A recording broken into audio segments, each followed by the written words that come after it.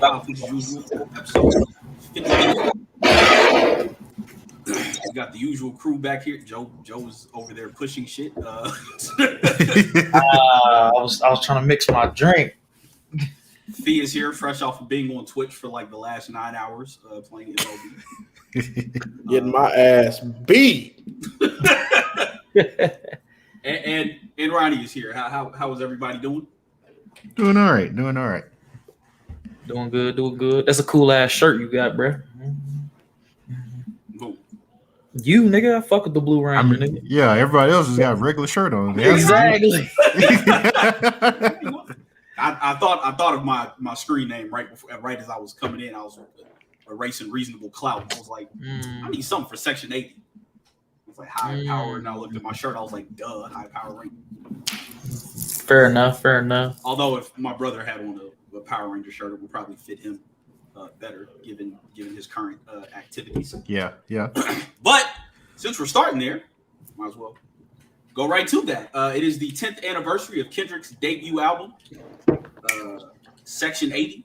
Thanks for saying that, by the way. Debut album. Thanks for saying that. Debut album. It is the debut. Good Kid, Mad City was the major label debut, but this is his debut album. The earliest project of his you can find on streaming platforms. It was released retail. It is LP length. This is his debut album. I know me. I found out about this album completely on accident. I didn't know who the fuck Kendrick Lamar was. There you go. And a dude I worked with named Wendell, he was at work. We were his second job. He worked overnight at the hospital, and then he would come in like 2 or 3 days out the week to this dude.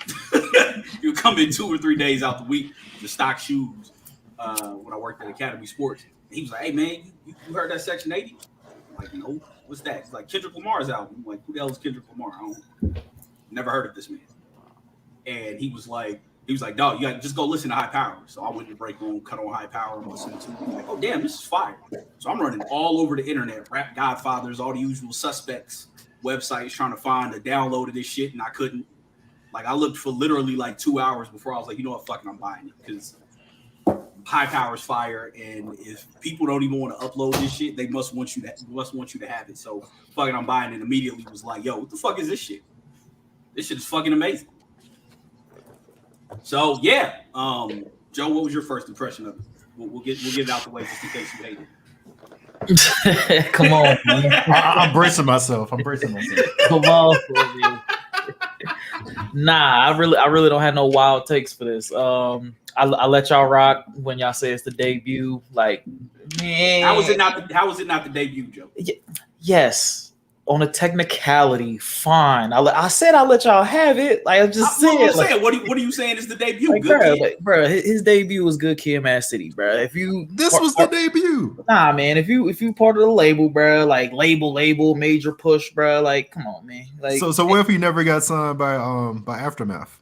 Well, I mean, he probably would have been better off because we wouldn't have got To Pimp a Butterfly, but that's a whole nother story. But anyway, I fell into this kind of the same like you by accident. I didn't know who he was, but you could definitely tell he just like it was a freestyle. I think that I heard initially of him, but you could just tell that he rapped good.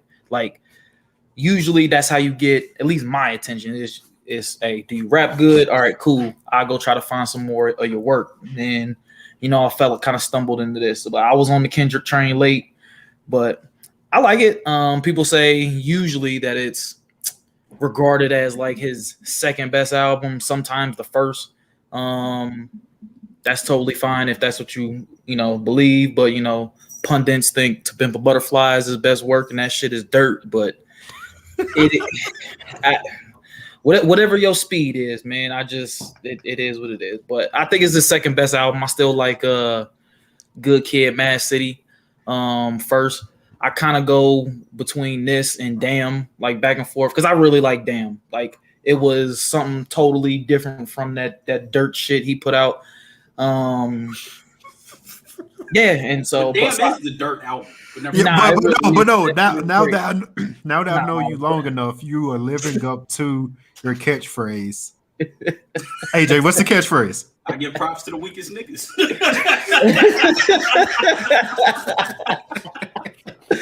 Come on, man. I wish I had the foresight to know that we would be doing a podcast together later in life. Because the first time I heard him say that, I would have like wrote it down to mark the date of that catchphrase becoming a thing. That's it's just how I feel. But no, it's a great album, man. Like I said, I really do. I wish he would go to this back to this style. Fee, you listened to it for the first time today. Oh, yes. What are your thoughts? Don't bite my head off. When I first heard, I like the album. I don't think it's better than Good Kid, Mad City. But I only listened to it one time, and I was getting my ass beat in the show as I was listening to it. So,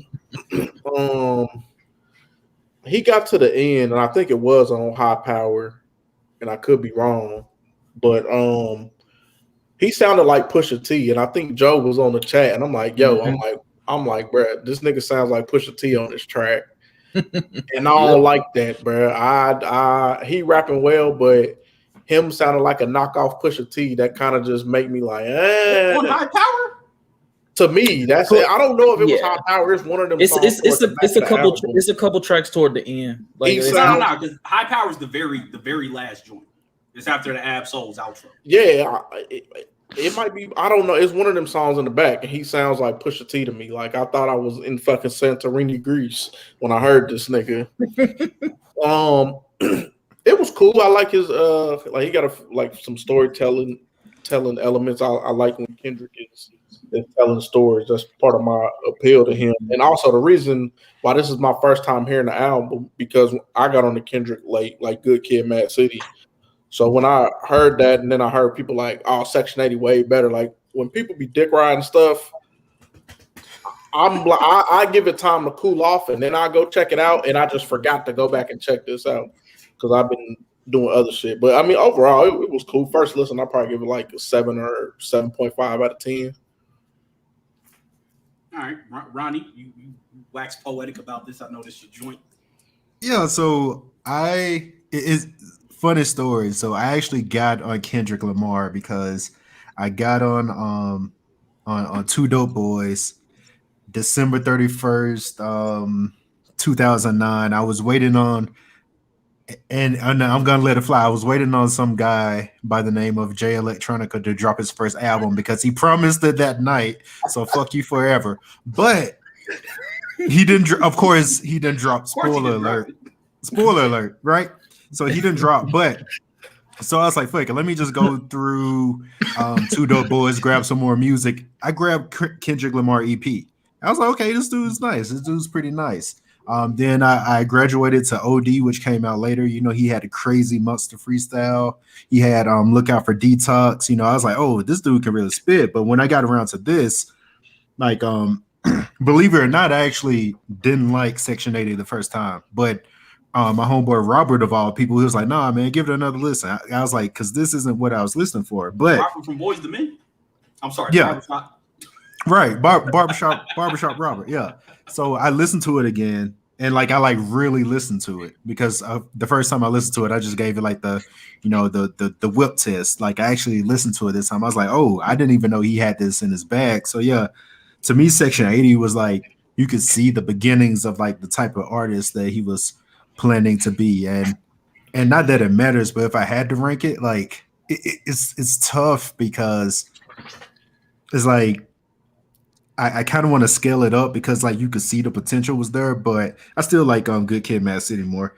But no, this is a fucking phenomenal album. Like he has like, and Joe, much to your point, I will agree. Like this is sometimes, and shout out to B Will too. This is sometimes the Kendrick I miss because he was really rapping on this album. Mm-hmm. He was rapping on this album, but he was still putting those themes together. He was still putting like that concept together, but he was still like giving you bars too. So like rigor mortis, like I haven't heard Kendrick do a rigor mortis in a long time. So yeah, I this album has a special place for me. You know, I bumped it like all that summer. So yeah, I really like this album. Chuck, you got to relax. We are not ranking. We are not. We are not. Written testimony is not being ranked. As far as I'm concerned, that album doesn't even exist.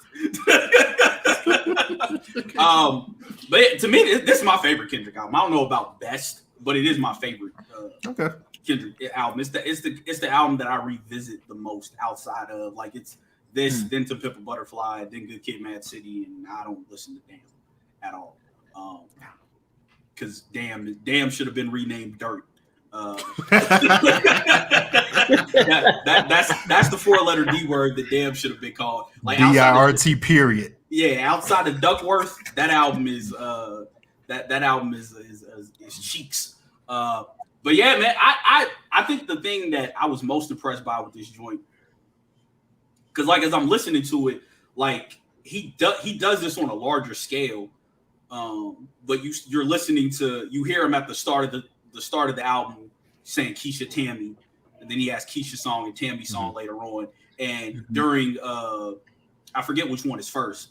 I think it's Tammy song is first. Yeah, Tammy song. And then he goes,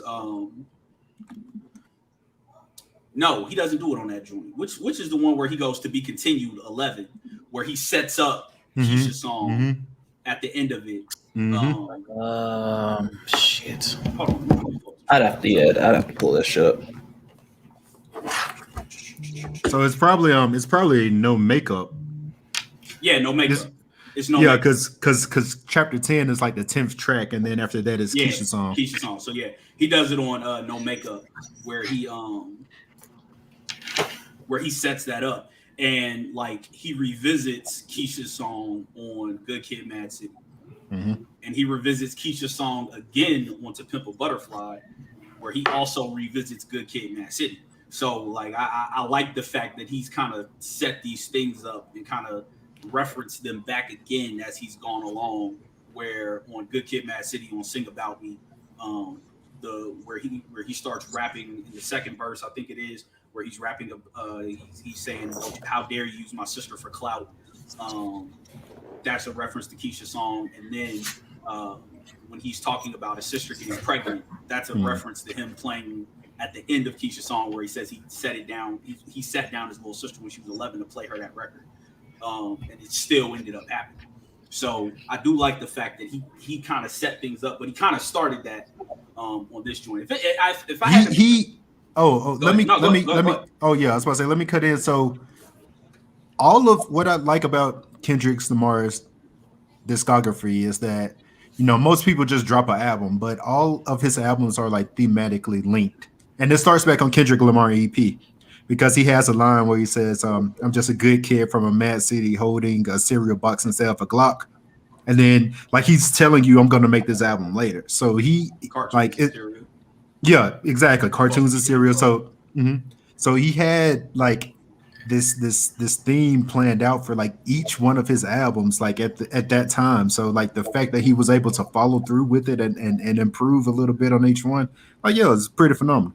Yeah, he didn't good ass Jobbers from right. Raccoon. right. he was like good ass job. What are y'all favorite records on it, Joe? What's yours?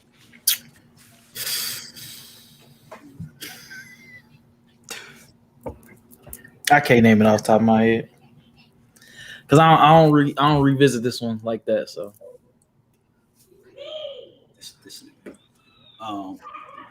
well, knowing you would give props to the weakest song on here. So, oh my god. So what's the weakest song? Hold on, man. To me, it's Blow My Eyes. Joe would probably say Blow My Eyes. Nah, Blow My Eyes. Y'all being disrespectful again, bro. Hold on, man. Nah, Joe. while Joe was looking, Fee, on first listen, which one stood out to you?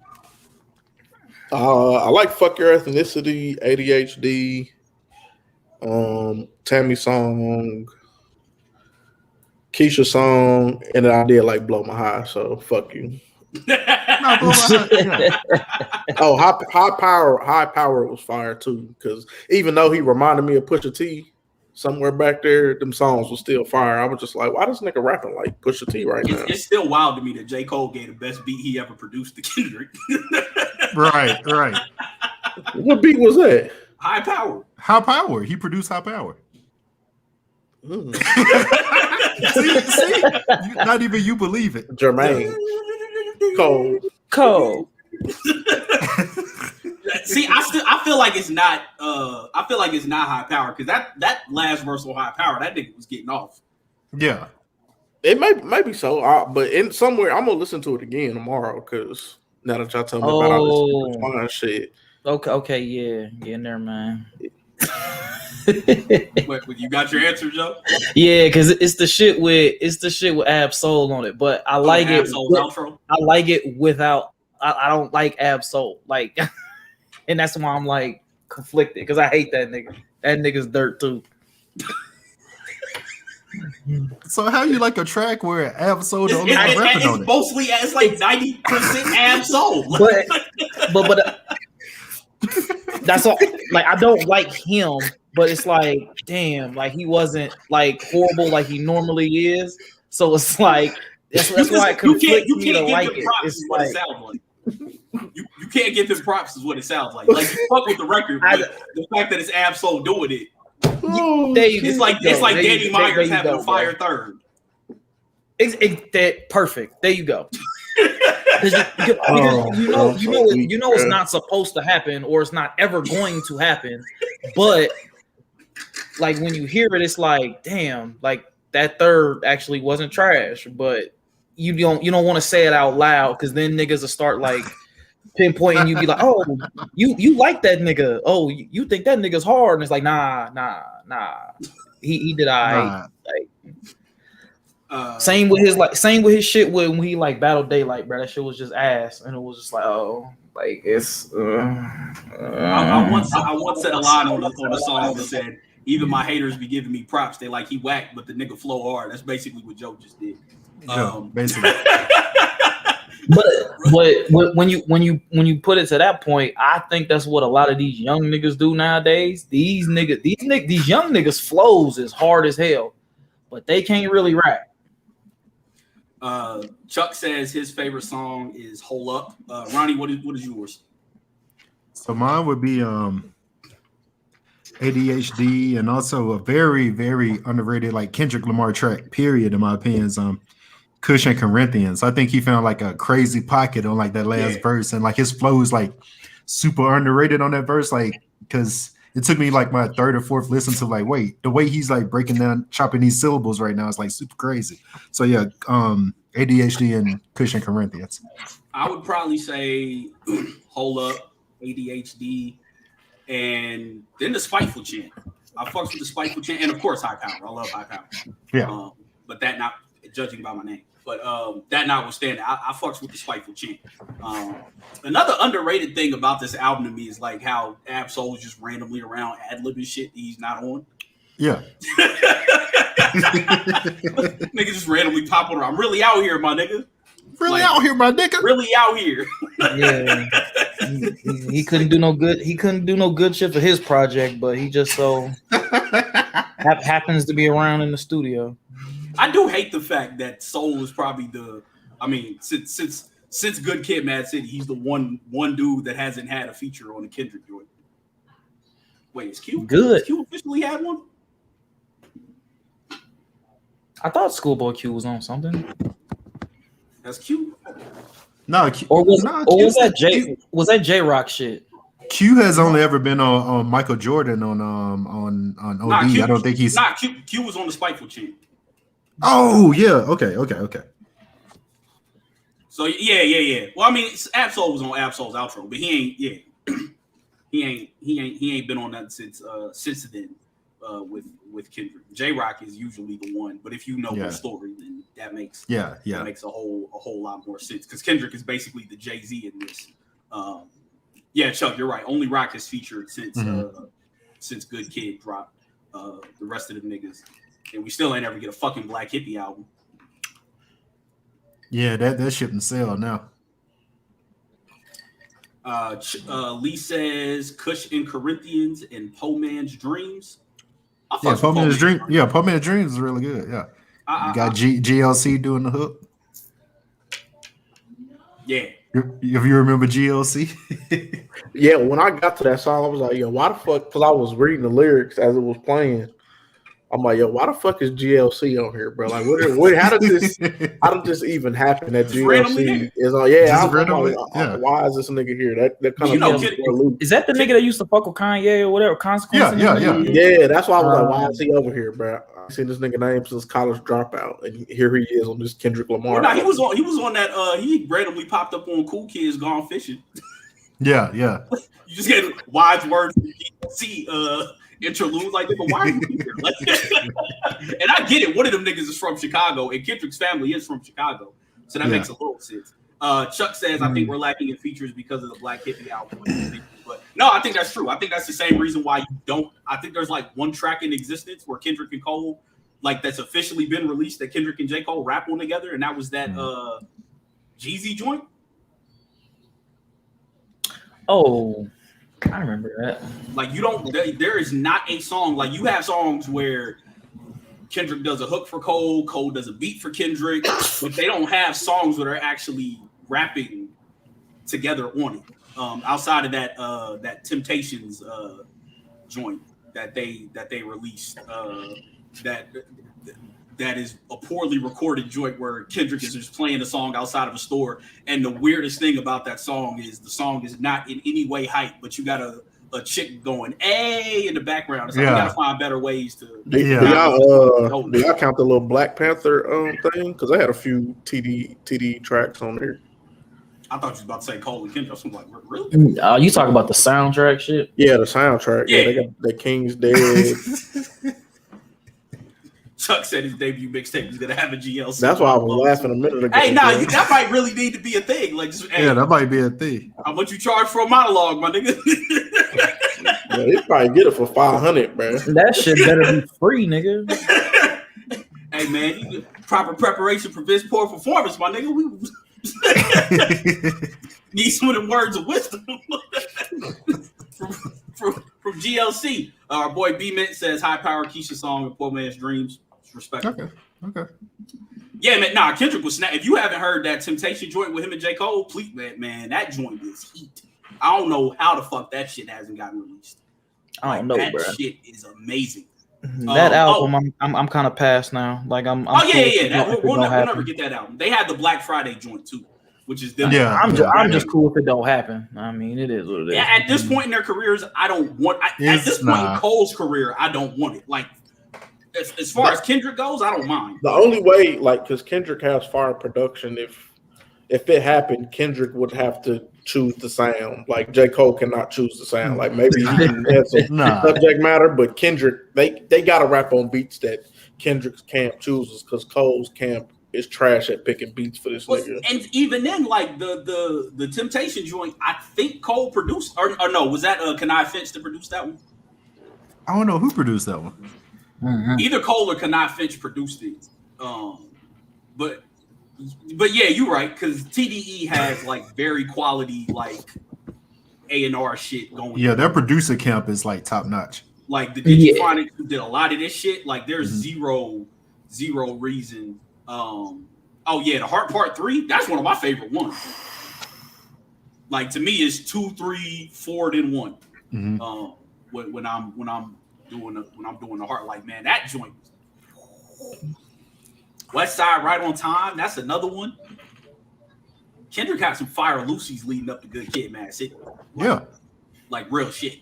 But yeah, like I said, to me, it's his favorite. I don't know if it's best objectively. If I'm saying it's best, get your phones ready to screenshot Joe.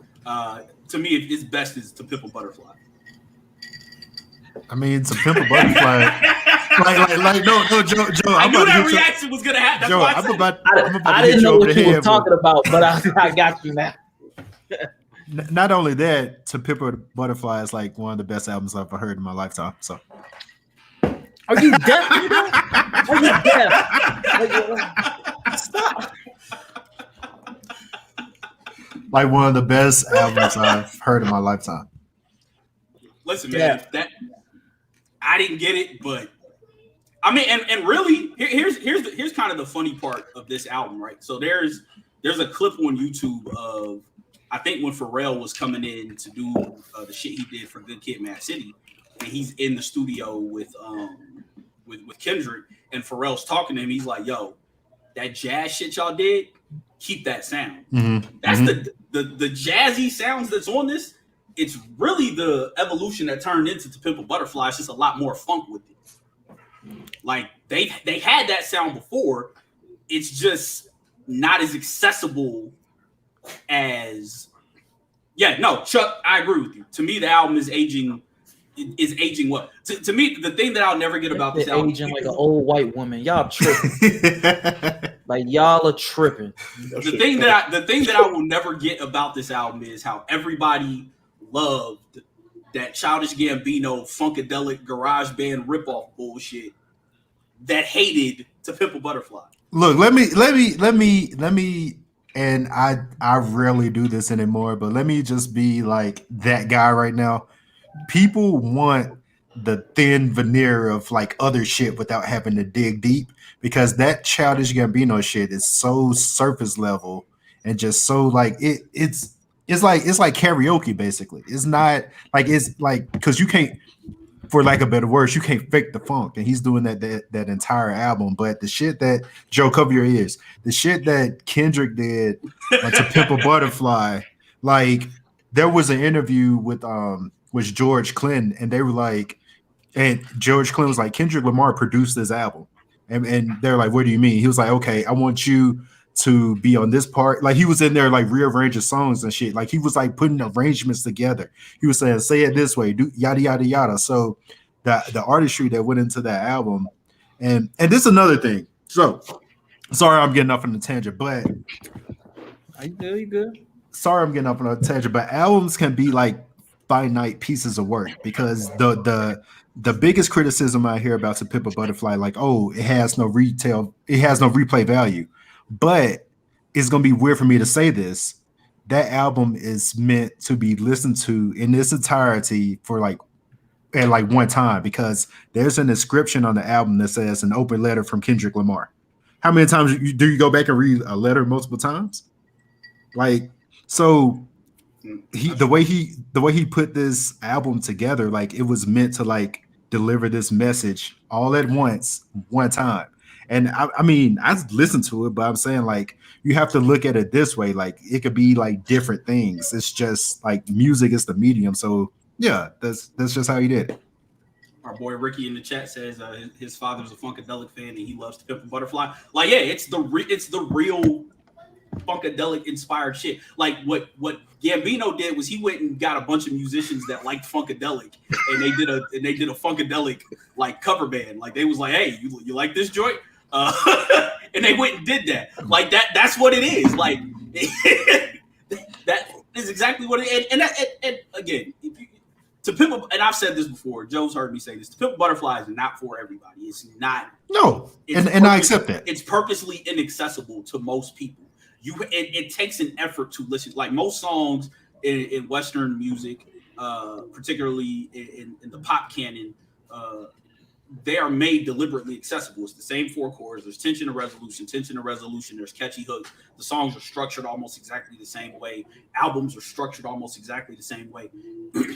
It's purposely inaccessible. It takes an effort to listen to it. And if you don't want to put that effort into it, I don't blame you, because I don't like putting effort into a lot of shit. Yeah. I'm not finna read nothing that takes effort. I'm not finna watch a movie that takes no damn effort. That's for damn sure. Like, nigga, give me explosions or comedy within like the first 10 minutes or I'm checking out on this shit. That's how I am. So I totally understand people not liking it. Fee, you have any thoughts on The Pimp a Butterfly? It's not for me. Yeah, and that's the thing. Like let me make this clear. Like that's not an album I try to push on people. Now, if you say you don't like Good Kid, Mad City, we're gonna have to have a discussion. But To Pimp a Butterfly, like I understand that album is not for everybody. It's not, and I'm cool with that. But what I want people to do is just like at least try to like recognize like the artistry that goes into the shit and say like, you know what, that's cool. It's just not for me. Lee, what did I do? Oh, the movie shit. That yeah. I mean, Chuck with another good point. Unfortunately, we had to pay for that via Damn, but you can't with them all. No, we did. Yeah. Because But Damn, I didn't like Damn either. So like, Damn is fire. like I think like for what made Kendrick to me so accessible was he rapped really well without like overcomplicated, and I feel like Section 80 and Good Kid, Mad City is right in the middle at two fucking extremes of To Pimp a Butterfly and Damn being on the opposite end of the spectrum. Those are right in the middle, and that's like the perfect balance for me as a hip hop fan. That's what I want right there, like somewhere in that medium right there. Yeah, no, and you're right, and that's a point that our dude B Will B Will makes all the time. Like Kendrick used to be dope without being too inaccessible, and now his raps have gotten a little bit more complex to where they're not as accessible or they're just like uninspired. Whereas like you don't hear him rapping like he did on Rigor Mortis anymore.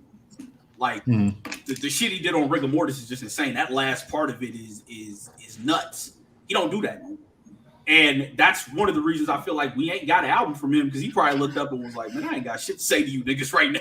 And I respect the hell out of that. The fact that he recognizes like, hey, I don't got nothing in the tank right now. Let me chill. I ain't got nothing to say to you niggas right now. I'm going to go live. I'm going to go do what Cole is not doing and then be at home with my family. What Cole should be doing. Cole out here dropping classics for you niggas. You can't even appreciate it. That shit crazy.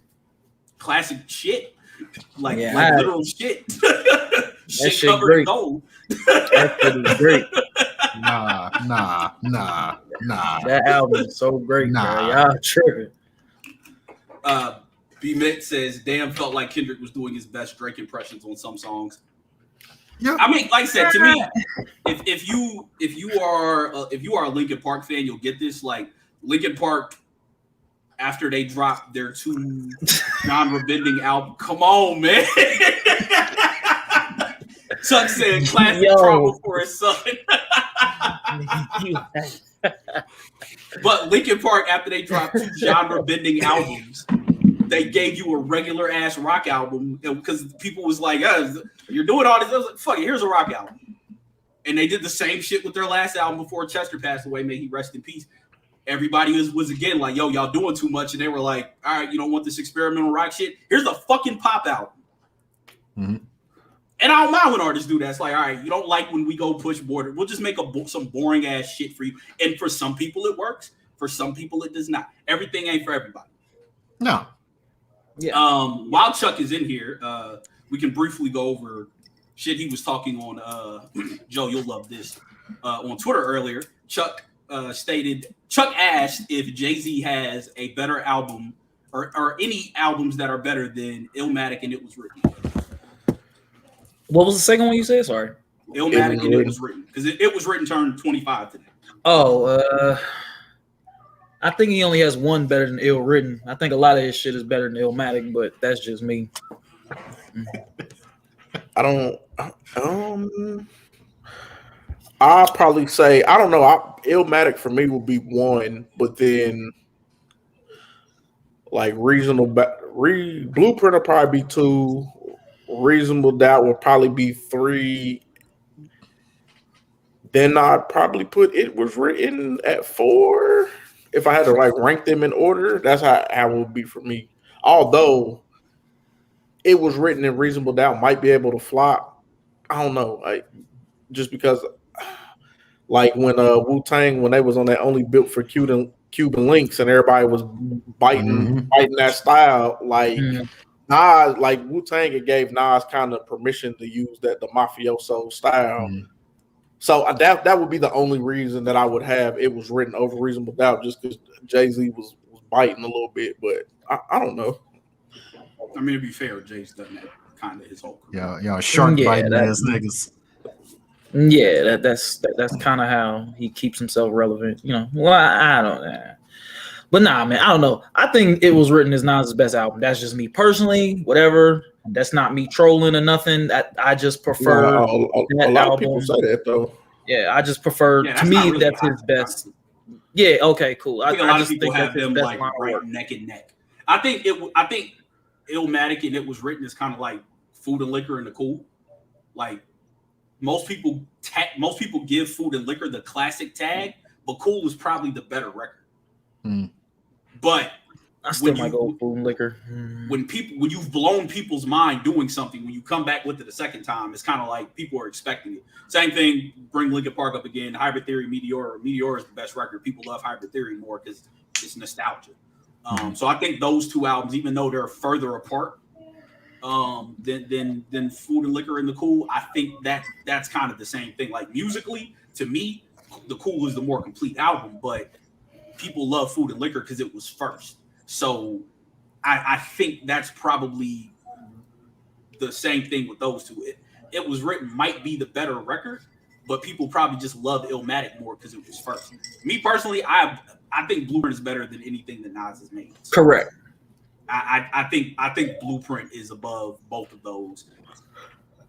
I don't really know that I would fight hard to put anything else above them. I have my preferences. Like of those two albums, I listen to Stillmatic more than both of those, but I don't think Stillmatic is better than either one of those albums. I don't even think Stillmatic is that good. I think niggas live off the hype of Ether and keep putting it this high. Oh, he did. I'm not saying it's his best record. I'm saying I listen to it. I enjoy Stillmatic more than I enjoy It Was Written in Illmatic. Nah, man. Y'all niggas crazy, man. Nah, Stillmatic is low as hell, bro. But what's your take, Ronnie? So I already previewed my take. I think like as far as like just the entire like just span of hip hop, like Illmatic is just in a place of its own. But with that said, like Joe, like you said, if you want to say It Was Written is Nas's best album, I'm right there with you because it was my introduction to Nas. Like, I mean, like I was, because of the time I was born, I was only 3 or 4 when Illmatic came out, so I missed that. But this was my introduction to Nas, like seeing, the Street Dreams, Casino video. Like I was like, oh, who is this guy? Like, so this is my introduction to Nas, and the fact that he was able to like do what he did on Illmatic, but come with the mafioso shit on this album, but not sound corny doing it. Like, because this album has some real hard shit on it, and I know like it was jarring at the time to hear Nas rap about the things he was rapping about on this album. But to me, for this to be my introduction, I was like, hey, this is the Nas I want to hear. So yeah, to me, like It Was Written is like a complete body of work. Like it's like even if you remove Illmatic, it's Nas's best album. But to answer the overarching question, the question to me is like, what album does Jay-Z have that's better than It Was Written? And I mean, I'm not going to go Blueprint. I could say like It Was Written, Reasonable Doubt, kind of like depending on how I'm feeling today is like it like teeters like up and down. But yeah, like Jay doesn't have an album like better or more impactful than Illmatic in my opinion. Yeah, but you hate Blueprint though. I don't hate Blueprint. I just think it's a boring album. I think the Blueprint is the Blueprint is boring to me. Okay. All right. Fair enough. Lee says It Was Written is great without the context. Illmatic is what it is because of its context. I can respect that's that fair. take. That's fair. I can respect that take. Yeah. Our boy Kev, the Lost Tapes, It Was Written. Kev noted Nas stand. Oh yeah, the Lost Tapes is hard. Yeah. I mean, like I said, it all boils down to preference. Like I think people probably expect me to be more of a Nas fan because I'm such a Lupe fan, but I like Nas's later shit more than I'll go back and listen to his later shit more than his earlier shit. Exactly. I think Nas got better with age. Like to me, I think once Rick Ross came out, like, and this is going to sound extra wild. At least in my head, it sounds wild. But I think once Rick Ross came out and he kept that, he got to listen to him do that same flow and that same style and that same way of rap, that luxury rap shit. I think Nas took that and he started positioning himself like closer to him and not bit his style to say, but kind of is like following that Rick Ross blueprint, and he's gotten way better with age. Like I think Jay has gotten worse, and I hate saying that because I'm a Jay-Z fan, but I think Jay's gotten worse and Nas has gotten better as time has gone on. That's just me personally. No, I totally agree. The back end of Nas's catalog is like really good, And I think if go back and listen to like Nigger. I know a lot of people hated on that at the time, but even that has like a lot of Justice League production on it. It has a lot of damn, what's the dude that produced for T.I.? I can't remember his name right now. DJ Tone. Yeah, DJ Toop. Yeah, it has DJ Toop and Justice League production. So yeah, like even with a concept album, he was still like pulling from like, okay, I hear what Rose is doing over there. Let me bring those guys in and kick No ID to the side real quick. And no, Salim Remy. I'm not gonna give No ID a straight. It's Salim Remy. That nigga's ass. but no. So no, Joe, I'm totally with you. Like the back end of Nas's catalog, like he's aging gracefully. Like he doesn't sound out of place at all. Yeah, like I revisit Life is Good and Life is Good is another one. Far more than I revisit It Was Written in Illmatic. I only listen to those albums. Like I only listen to those albums when they come up. Like it's the same with the Raccoons, Big Dark Twisted Fantasy. I only listen to that album when it comes up. Like people love that album, but I don't listen to it unless somebody's like, man, that album's great. Okay. And I'll go listen to it and like, nah. No. Kev says top 5 artists: Nas, Dylon.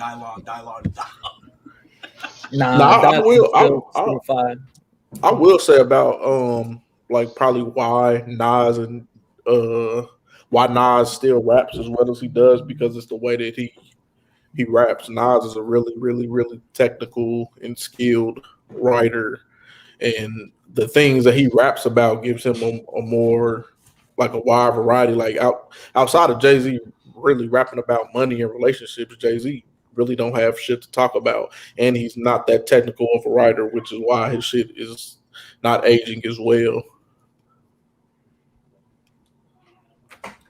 People are not gonna like that, but I mean, I'm inclined to agree. I don't think anybody looks at Jay-Z and thinks that he's like some superior technical artist. Like Jay-Z is a skilled lyricist. He's a skilled storyteller. He is great at writing songs. Nah. Why do niggas hate Swiss Beats, bro? For real? No, the Swiss Beats hate is that a Summer Smash shit? Whistles. And he gonna be on your album doing a bunch of unnecessary ass ad libs. Listen, I don't want a Swiss Beats hook. I don't want the beat if Swiss Beats got to put a hook on it.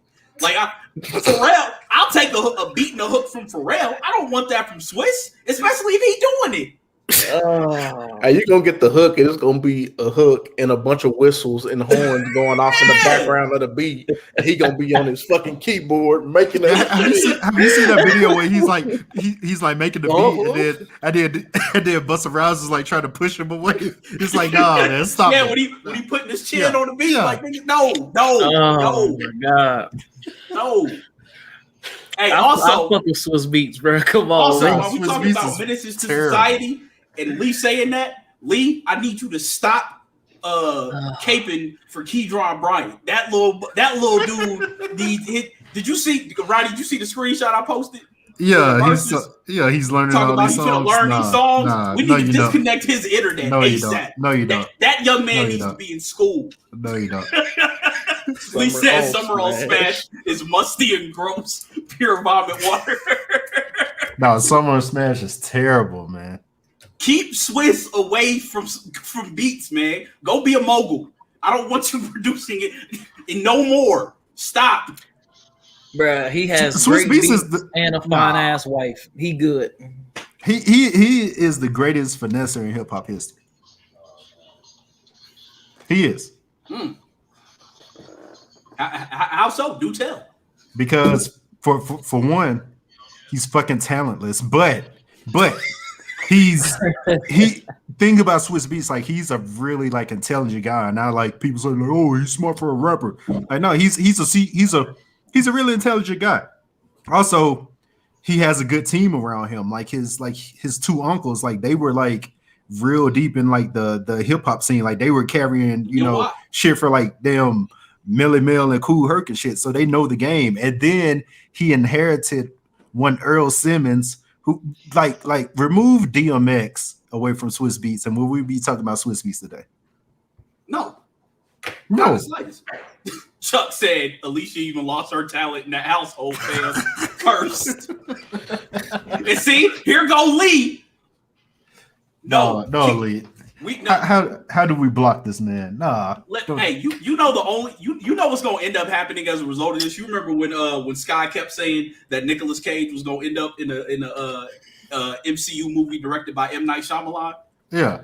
We gonna get a Keydron Bryant album produced by Swiss Beats with an Alicia Keys feature. Nah. Y'all niggas not expecting Alicia now, bro. All right, man. A petition to cancel Swiss Beats and a petition to take Keydron Bryant from his family and put that nigga in boarding school with no internet. Keep him and his extra large loafers out the fucking studio. Niggas determined to ruin every R&B classic. I thought Jacquees was bad. We was complaining about Jacquees. It got a nigga worse. We got a nigga worse. Like, how are you worse than Jacquees? Nah, you still need to keep that nigga Jacquees too, bro. Yeah, no, both of them need to get to Candy Rain, bro. Chuck said, honestly, that's cool. Put them all in one spot so it's easy to ignore it. I mean, might have to. Listen, man. I need them stopped. I need Keydron Bryant's parents arrested for child abuse for forcing that man into the studio and destroying every R&B song we've ever loved. How you gonna fuck up? You don't have to call, man. Even Gambino's barely singing ass did something dope where you don't have to call. On his Stone Mountain mixtape. Yeah. It's an interlude. He starts off singing the first verse of You Don't Have to Call, and then it like speeds up and he's like talking. It's another nigga we need to send over there too, to that island. No. That nigga with the pulverized bar gonna hit put that nigga on over there with him. That's bro. a really good segue, my nigga. What rapper said that? Who was it? Show Off? This is Show Off. Wait, I thought that was Hitman's brother. Nah, that's Show Out. Oh, yeah, Show Out. I know it was Show something. Hey, y'all niggas if heard you what I haven't said. seen this, there's a battle rapper. See, Lee. We need to take Django from Lee, and we need Lee. We need Lee to get some goddamn brain, like, what do they call them shit? Shock therapy to like to keep him away from Keydron Bryant. Like, but if you haven't seen the video, there's a battle rap going on, and this dude says, "I'm gonna kill him with the word pulverize, cause I pull the rise." And the crowd just boos this man. Like we've been like, boo. That is the worst bar That's I the have worst ever heard. bar. Yeah, by far. Like I tried to think of something worse, and I can't. That may be worse than spraying the machete, bro. Listen, man, that might be worse than you keep your body clean, huh? Whoa, Hey, whoa, don't be disrespectful, bro. Relax. Man, come on, man. That bar was disrespectful. Don't ask me if I keep my body clean, man. That whole shit was fire, nigga. But he just asking if you wear nice clothes, bro. Exactly. Yeah. Nah, fam. That's a legitimate question. Yeah.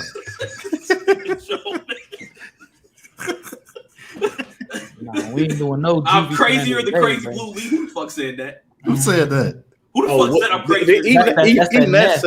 Ness said that shit. Oh no. He said that was DNA. I He think said that was DNA of all people. He was going crazy, bro. Kev said Tiger featured Joe Budden, best collab this decade, by the way. If you don't know what he's talking about, there's a video on the Joe Budden podcast.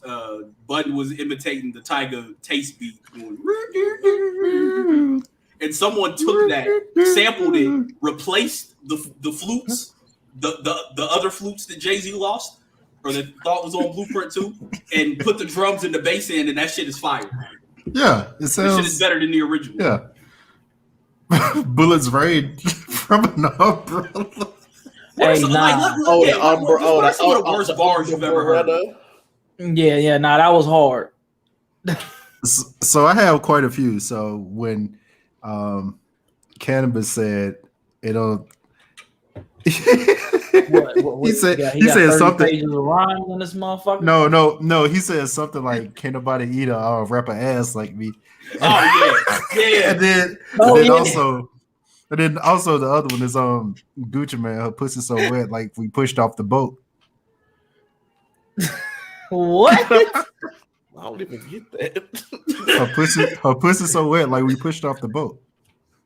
Oh, bro, I don't listen to Gucci, so I just gotta take your word for that. Oh, that man. cannabis line was like, nigga, what were you? Yeah, you might spaz like me, but you ain't got the skills to eat a nigga ass like me.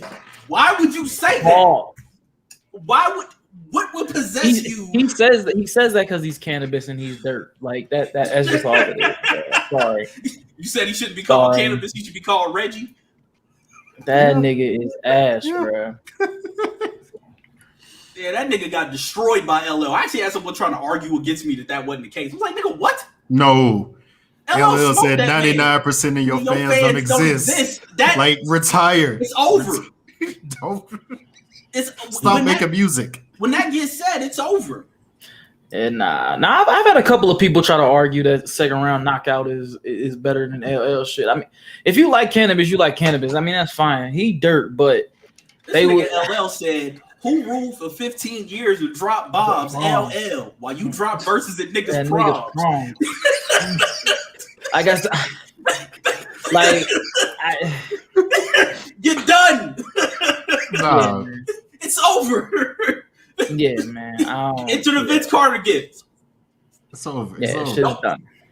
No, like, don't tell me I drop verses at niggas' proms, man. Even if I did drop verses at niggas' proms. Hey, bro. Like, why I you didn't so even drop loud? a verse at my prom, nigga. Shit was wild.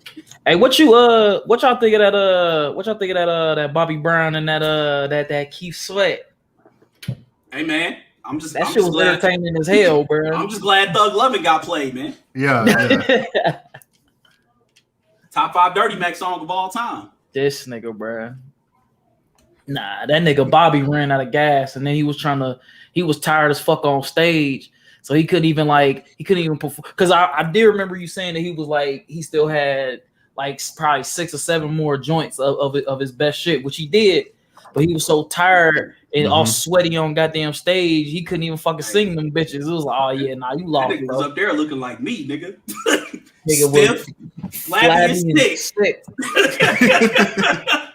Look like somebody drunk uncle. Keith Sweat looked like my pops up there. Like, he was drunk as hell. Like, this nigga was singing to Ciroc. Wait, and wasn't your pops an R&B singer? Yeah, he was. Yeah. Nah, hey, bro, that nigga Keith Sweat was still out there trying to mac bitches, bro, and I ain't even mad at it, bro. Oh man, did y'all see the video of when this nigga Keith Sweat pulled Alpo's girlfriend on stage and was singing to her? Nah. It's a concert from the 80s. He goes into the crowd, grabs her by the hand, brings her up on stage, is hugging her, grinding on her. I didn't know that was Alpo's. That was Alpo's girlfriend. And you can see her like looking nervous, trying to leave. And like at one point she leaves, Keith grabs her arm back, starts singing to her again. And at one point she turns and is looking into the crowd like with this look of fear, like I'm trying to leave, but and so Alpo tried to have him killed, but a party promoter who was also a gangster like stepped in and probably saved that man's life. That's interesting. I have never heard that. That's wild. And she's dressed like you would expect a chick from the 1980s that's dating a Harlem drug dealer to dress. Like, it shouldn't have been no surprise that she was with somebody that you should have not been fucking with. But Keith Sweat said he was out there in them streets, though. You know, he from exactly. Yeah, he almost pulled an AJ and slipped up on stage, bro. That nigga, he was up there talking that shit. Yeah, he was. Oh yeah, he told the DJ like, "I'd have robbed you back in the day." Mm-hmm. I mean, yeah, listen. I have no doubt in my mind that Keith was about that action, but nigga, Alpo. Yeah. I didn't. Yeah, that was running with Wayne Perry. Yeah. That's a different level. That's a different. Yeah. That nigga was on some shit. That nigga was about to get that man touched in a way that he would not have enjoyed. That's why I'm glad I wasn't an R&B singer, because I probably would have did some shit like that drunk. The smell of myself. See a bad chick in the crowd, like yeah. But that's the thing that you do as an R&B singer, and that even goes back to the 60s and the 70s with the older groups, bro. They would pull chicks out the fucking crowd all the time, or even go into the crowd and just start crooning and shit, bro. But that's how you work it. That's what you're supposed to do. Hell, I'm pretty sure. Go ahead. Oh, go ahead, AJ. No, I was about to say. Oh yeah, I was about to say like the old school like blues circuits, like them niggas used to really get with it. Like they'd be like, I'm gonna take your one from you while you standing right here. While you standing right there. Rest thing you know, the whole shot house gets shot up. So like niggas didn't play. Out there moving like Eddie Kane on the 5 Heartbeat. I gotta watch that again, bro. It's Shorty faded. Yeah, nah, bro. I was gonna say, I'm pretty sure the guitarist in my old band used to hop off stage and like play solos in front of chicks.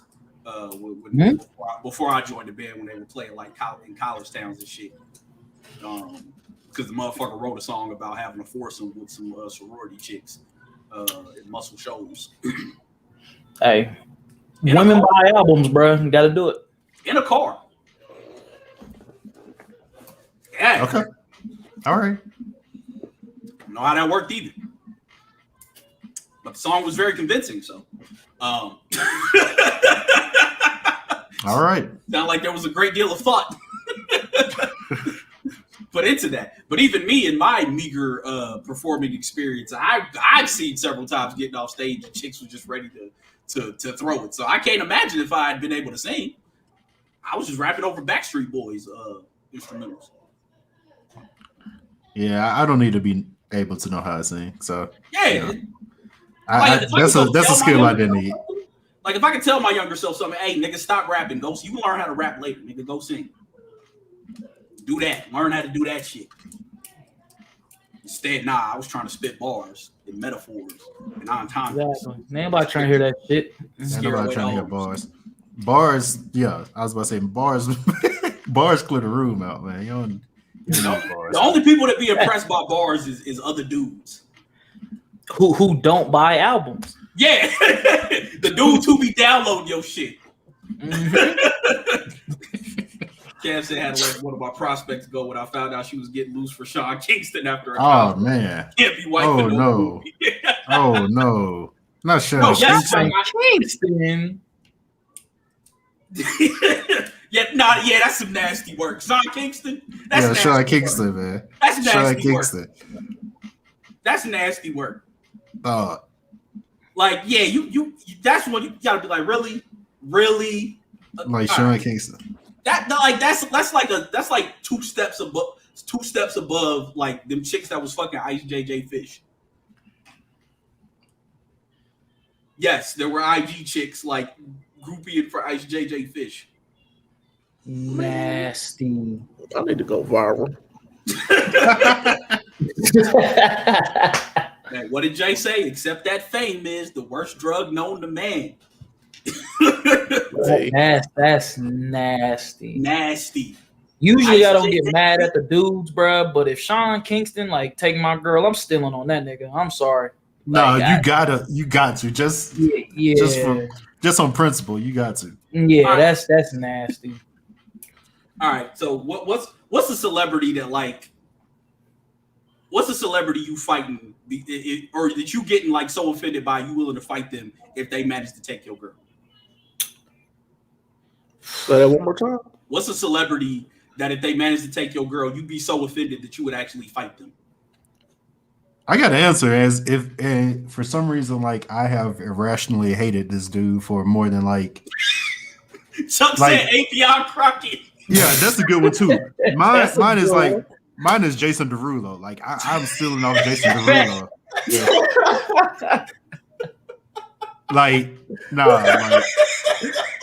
Hey, Ronnie, I'm finding his granny house. Jason Derulo times music times in my house, so I'm pretty sure Jason Derulo could take my chick, bruh. So you know what? I might have to be on that same shit with you. Nah, you got to find his granny house if he does.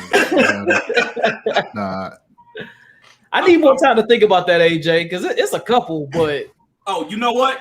It's easy. I haven't brought him up in an hour into this episode or 2 hours in the last Oh my God! Devontae Graham. Oh my God! I almost made it through 2 episodes without dissing that man. Well, I'll probably say Sean Wayans for the Wayans brothers. Like, I feel some type of way if that dude took my chick, bro. And that's such a random nigga to say. He's the least funny Wayans brother. He is not funny at all, bro. He like a lot of his stuff. He acts a certain way for it to come across funny, but it's just not funny, bro. He's terrible. He need his ass beat for how he acts. You know what? And I know I would lose and get my ass beat and probably put 6 feet in the dirt. But I thought about it. Probably Michael Jai White, bro. Like, for some reason, I don't like that nigga, bro. And I feel as though, like, if a woman chose him over me, I think she dumb, but I would still have to fight that nigga, bro. Because I don't know, like, it's just something about that nigga. That like, nigga gonna wash. Oh yeah. I'm not saying out clearly. Like, I would just have to have a bullet for that nigga. But I mean, but I don't know. Like it's just that shit from the wood. Be like Michael Jai White. I know I look better than that nigga. Like bro, like that's just how I feel. Like, I don't know.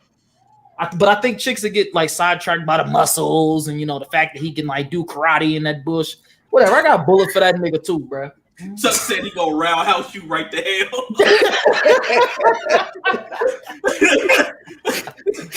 That nigga gonna show up as Black Dynamite and kick the shit out. Oh, you know another one? I would really put Justin fucking LA Boy. I would disrespect Who the hell is ass, that? bro. I mean, but does anyone know what that nigga even looks like? Nah, I don't. He has a TV show on I think on Complex or something. Maybe not Complex. But anyway, I said no. He got a podcast because I was when Saweetie and Quavo broke up. She was on there talking, so I'm like, let me go see what Saweetie talking about, and it was his podcast. He like a fat, chubby, light skinned nigga, bro. I'll beat his ass. So he's another academics. Nah, he's like academics. Nah, he ain't. Nah, I don't. He corny like academics. I fuck him up. I ain't never heard of that nigga. Chuck said it's wild that Michael Jai White is our Steven Seagal. Pretty much. Man, don't even disrespect Steven Seagal like that, bruh. Come on, man. Dev said Blueface. hey, bruh. Hey, look. Hey, I would probably say Blueface if I didn't think that nigga would shoot me. Hey, Blueface got this song with this nigga called Moonwalking in Calabasas. His DDG song, bruh. Nah. No, bro, I'm telling you, that shit is so hard on that track, and I never, ever. I don't believe you. Blueface, bro. I'm telling you, that shit is hard, bro. That nigga Blueface is on there talking that shit, and he on beat, bro. Oh my god, bro. Chuck said academics. He fight academics and the girl. Hey, you know what? Academics take your girl. You do gotta fight that nigga. Yeah, nah, you can't. See, all right, hold on. Let me. I don't promote domestic violence at all. No, I'm not hitting the girl. I'm saying you should never, ever hit a woman ever. There was no instance that you should hit a woman ever. Oh no, absolutely. But if academics take your girl, you can't fight him. You have to fight her because her judgment is clearly not there. Nah, you gotta go get your cousin to do it. Okay, yes, cousin, somebody. Yeah. But she has to go in the dirt because her mind isn't there, bro. Like what went into that thought process? Like exactly. Now that I'm thinking about this, like it's definitely Devontae Graham and probably academics. Like Devontae Graham, just because like it's like I hate this nigga, so it's obvious that you be a spike me. So I'm fighting academics and anybody who witnessed that shit. No witness, everybody is gone. Come on, man. Hey, bro, you got to show up with a Call of Duty loadout to get the job done, bro. Listen, man. Listen. Academics and definitely Devontae Graham. Like if I started messing with a chick here and I found out she started fucking Devontae Graham, like I 1000% like, all right, bro. I know you don't even know who I am, but I done dished you enough that this woman went and decided she wanted to fuck you to be spiteful. So now we gotta Like she sought you out. Yeah, like she just being petty at that point. Yeah, So you gotta put her down for that. But I'm gonna end your basketball career. Stop you fucking up my favorite basketball team. Nigga. Yeah, It's going down. I don't think I hate anyone else enough to, and I don't even hate Devontae Graham. I just want that nigga off my team. Shea Patterson, another one. Okay. Yeah. I don't even know how a chick I'm messing with would be able to be in the same vicinity as Shea Patterson, but I definitely would fuck him up if I found out it happened. But hold on, AJ. That's an interesting topic to me because you say that, and yet I believe, and obviously I'm not a famous nigga, but I swear to God, like women have access to more places that they probably shouldn't than men do, bro. So while you're saying she probably wouldn't be able to get access to wherever Shea Patterson is, I'm pretty sure she could, bro. No, I'm saying I don't know how she would be in the same vicinity as him. Like I don't know if Shea Patterson is going to traffic in the same areas that I be. Because we absolutely know that men celebs will fuck women, normal women, way quicker than women celebs. Tuck said, I don't know if we hear, but I'll answer forum Logic. And Kev said, I'm slapping Logic with a glove and challenging him to a duel. Hey, what did Charlie Murphy say? Nigga, they had a gunfight after that. Somebody had to die. That's crazy. Logic still your girl. He over there telling her he mixed. Hey, you know I'm mixed, right? Yeah. Logic's still my girl, but yeah, he might have to catch one too, bro. I had a fucked up joke, but I ain't finna make fun of that song because it's a touchy subject. But nah. So some people gotta go. Like it's just certain niggas that do it with a normal nigga for you go fuck Devontae Graham. Like don't do that. That's a really good question. See, now I'm about to be thinking about this bullshit all weekend too, bro. Like that's really a good like kickback question. Like if you just kicking it with some people like yo, who you? Because it's some chicks that probably got answers too. Yeah. Like I guarantee you, a lot of these women would get mad as hell if you fuck that Ari chick, the one with the fat ass, but with the Thomas the Train round face. She ain't cute. She's got a fat ass. Well. Wait, who? G Herbo's baby mama. Oh, y'all listen to these street niggas, y'all. I don't listen to him. I follow her because she has a fat ass. What? She's currently with Moneybag Yo. It's Moneybag Yo's current girl. Coochie made me cry like Herb in the turtleneck. Yeah. Hey, she about that nigga Maybach, bro. Damn. Her name is the real Kyle sister on Instagram. But Joe, you don't have Instagram. Yeah, I'm off social media, bro. That's refreshing, by the way. That's her ass is phenomenal. Boy. I heard she be abusing niggas. I take the abuse for to hit that a couple times. Hey, that's probably why Moneybag Yo be drinking so much goddamn Waukesha. Yeah. Oh, she definitely deal with the pain. Yeah. Damn, I thought you was telling like a joke. She really do look like Thomas the Train in the face. She does, yeah. Yeah, no, she really do. Like she really do. But that ass. I mean, hold on, wait a minute. Never mind. I did not say that. Do not send nobody near me. I did not say that. My bad. I forgot who I was dealing with. Yeah, she looks beautiful. Beautiful woman. Listen, with that ass, I don't give a damn, nigga. I just finally got to the ass. Yeah. I'm gonna remain silent, so you know. Well, I mean, yeah. Yeah, I'm just not gonna say anything. I'm just not gonna say anything. But yeah, I think this is a question we need to ask some women at one point. Like table this when we have a woman guest or bring a couple women on here and just ask like, yo, what celebrity are you fighting if they fuck your man? Like they out at a hosting event, they see a man and they like pull him into the VIP section and they grinding on him like how Janet Jackson used to do niggas on stage. I'm definitely interested to hear like the women's answers, but I'm also interested to see how they act because realistically, women gonna be fighting a lot of other chicks, bro.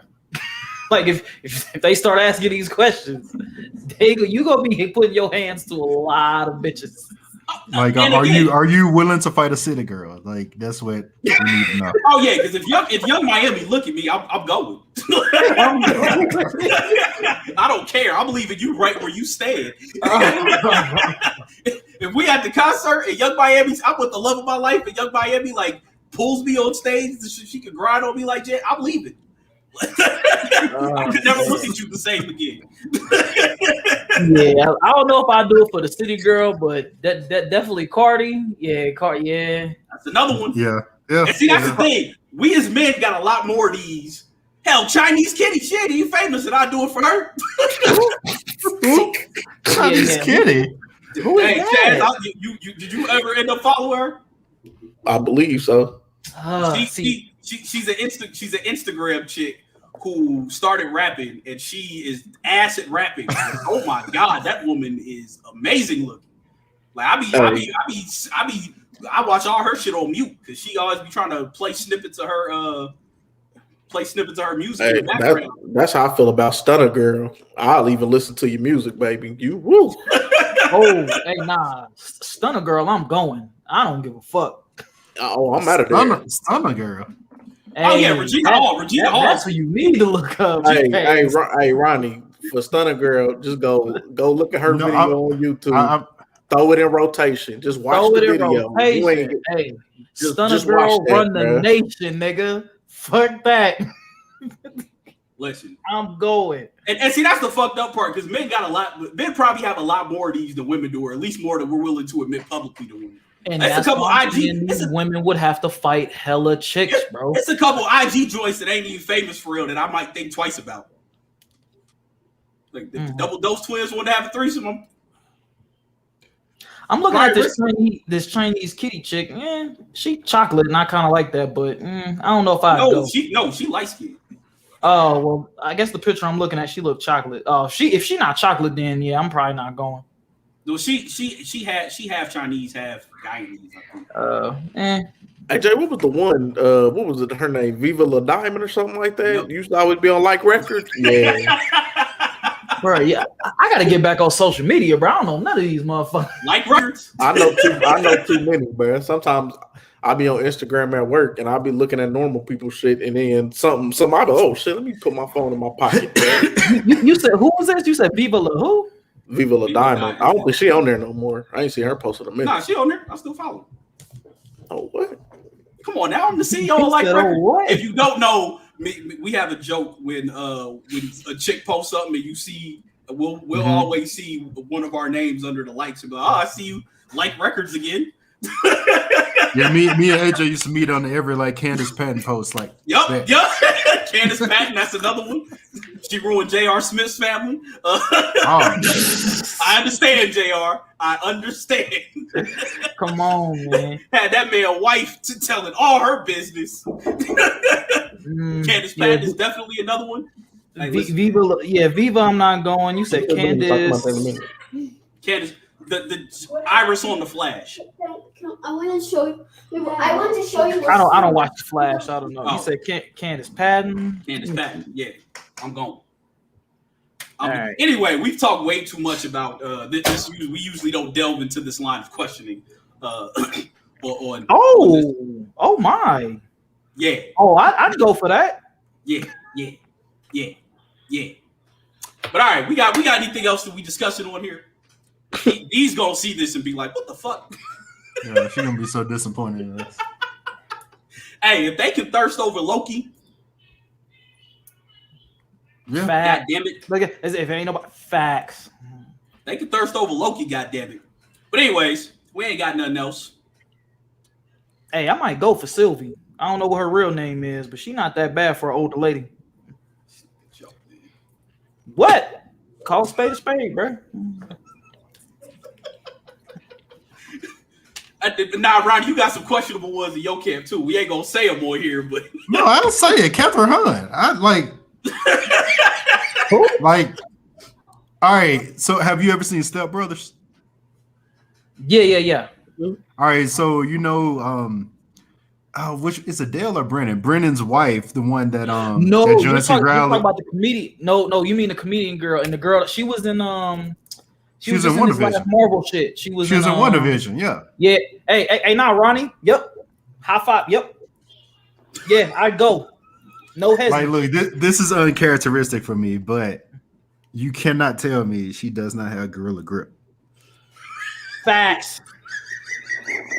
Google Catherine Hahn right now and just me and Ronnie just got a little bit closer, bro.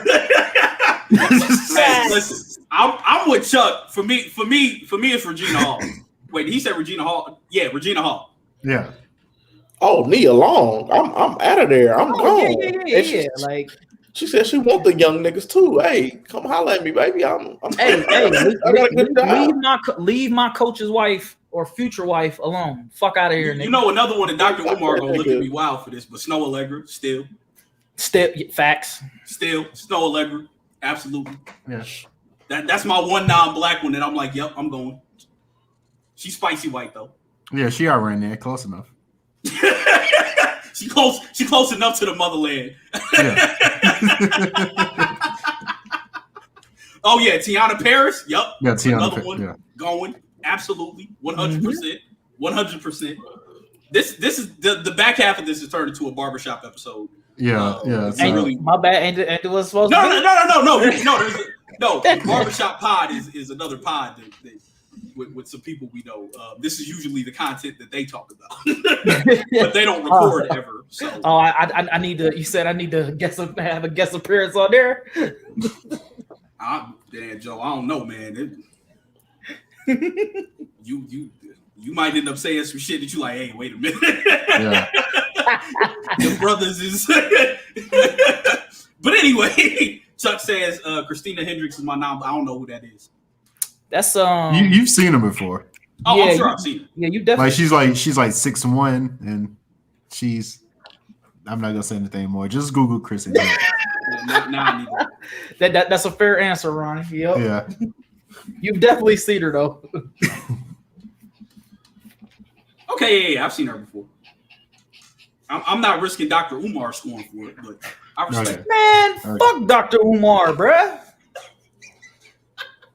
The hell? Hey, nah, that nigga wild to talk about. Well, me and the goons are shutting down any 4th of July cookouts we see from Africans. 4th of July is now banned in the black community. I'm like, nigga, shut the fuck up. We ain't celebrating 4th of July, nigga. We grilling, drinking, and kicking it with our peoples. Niggas are celebrating having a day off. Exactly, nigga. What the fuck is you talking about? Hey, I was about to get on my shit. Never mind. That's what I want to stay quiet on. All right, but anyway, we out this motherfucker. We will catch y'all next week. Have a safe 4th of July. Check out on last week's episode. They just wrapped on Loki episode 4. I get a shout out randomly in there. You get a shout out there. See it. You'll know it when you see it. It's hilarious. Hey, I'm gonna have to watch that because I'm still confused by this whole shit, bro. I ain't gonna lie to you. All I'm going to say is I was right yet again. I mean, well, yeah. All these shows are set up to make Young Avengers, and Loki just introduced its Young Avengers character, who's part of the Young Avengers. I know. Yes, that the post-credit scene, Kid Loki. Yeah. Okay. Okay. Cool. I said it was gonna happen. Everybody, is this X-Men? No, Young Avengers. That's it. Hawkeye's the next one. They got one. That's it. You'll probably get Hulkling and She-Hulk because they're talking about Skrulls, and if not, it'll be in Secret Invasion by Nick Fury. Mm-hmm. Boom. All of the characters are accounted for except Iron Lad, and they're setting him up in this shit too. And if not, it'll just be Ironheart whenever her series comes out. This is gonna be Ironheart because they're doing Armor Wars. Yeah. Or he could show up in Armor Wars. Bomb. Like I said, this is what I do. Stop. It's not the X-Men. But anyways, check that out. I don't want to steal too much of they shine. And we will be back next week talking about God knows what. We'll figure it out. We'll swap it out. We're gonna do that. We're gonna do that written testimony review next week. Till next time. 1. Damn.